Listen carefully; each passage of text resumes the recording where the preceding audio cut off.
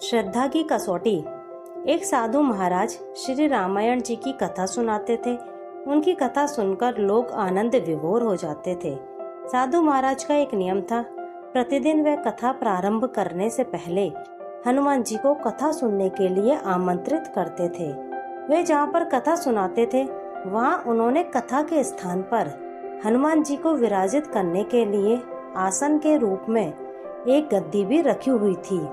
आइए हनुमंत जी विराजिए, यह कहकर हनुमान जी का आवाहन करते थे। उसके बाद 1 घंटा कथा सुनाते थे। एक महाशय प्रतिदिन राम कथा सुनने आते थे।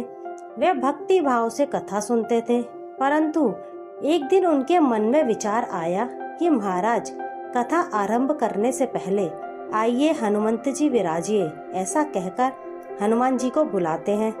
तो क्या वास्तव में हनुमान जी यहाँ पर आते होंगे? एक दिन उन्होंने साधु महाराज से पूछ ही लिया, महाराज आप रामायण की कथा बहुत अच्छी सुनाते हैं, हमें बड़ा आनंद मिलता है, परंतु आप जो गद्दी प्रतिदिन हनुमान जी को देते हैं उस पर क्या हनुमान जी वास्तव में विराजमान होते हैं? साधु महाराज ने कहा, हाँ, ये मेरी श्रद्धा है। हनुमान जी का वचन है कि जहाँ राम कथा सुनाई और सुनी जाती है माँ हनुमान जी अवश्य पधारते हैं।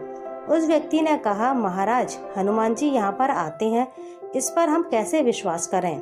आप इसका कोई ठोस प्रमाण दीजिए। आपको ये प्रमाणित करके दिखाना चाहिए कि हनुमान जी आपकी कथा सुनने के लिए प्रतिदिन आते हैं।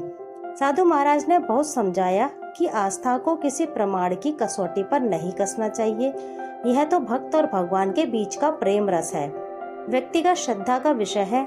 आप कहो तो मैं प्रवचन करना बंद कर दूं अथवा आप कथा में आना छोड़ दो, परंतु वह व्यक्ति नहीं माना। महाराज से कहता ही रहा कि आप कई दिनों से दावा करते आ रहे हैं, यह बात और स्थानों पर भी आप कहते होंगे, इसलिए साधु महाराज आपको तो प्रमाणित करना ही होगा कि हनुमान जी कथा सुनने आते हैं।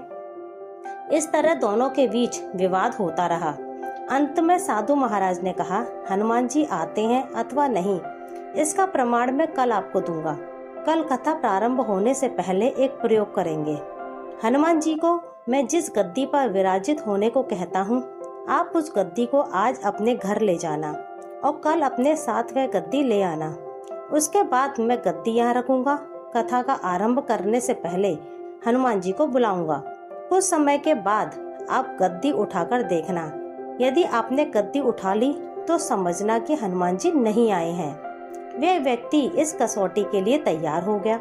साधु महाराज ने कहा, हम दोनों में से जो पराजित होगा वह क्या करेगा, इसका निर्णय भी कर लें। यह तो सत्य की परीक्षा है। उस व्यक्ति ने कहा, मैं गद्दी नहीं उठा पाया तो आपसे दीक्षा ले लूंगा, परंतु आप पराजित हो गए तो क्या करोगे? साधु ने कहा, मैं कथा वाचन छोड़कर आपका सेवक बन जाऊंगा। अगले दिन कथा सुनने के लिए बहुत भीड़ एकत्रित हो गई।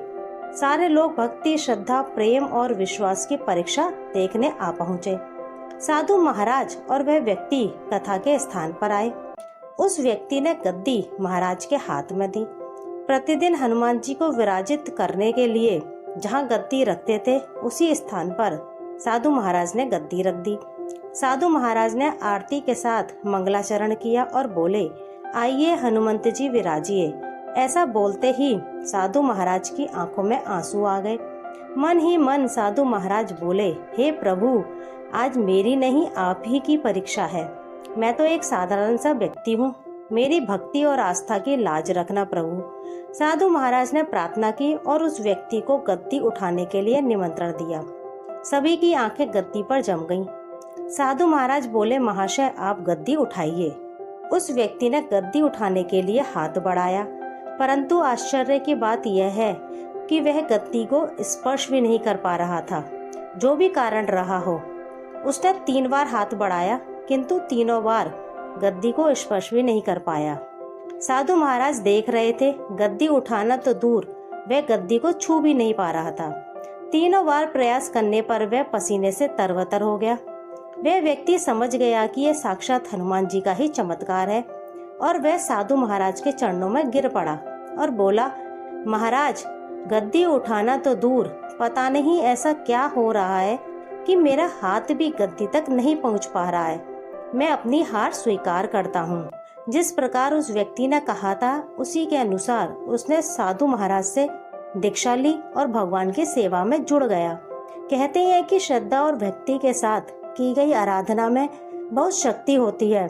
प्रभु की मूर्ति पाषाण की ही होती है, परंतु भक्ति के भाव से उसमें प्राण प्रतिष्ठा होती है और स्वयं प्रभु उसमें विराजते हैं।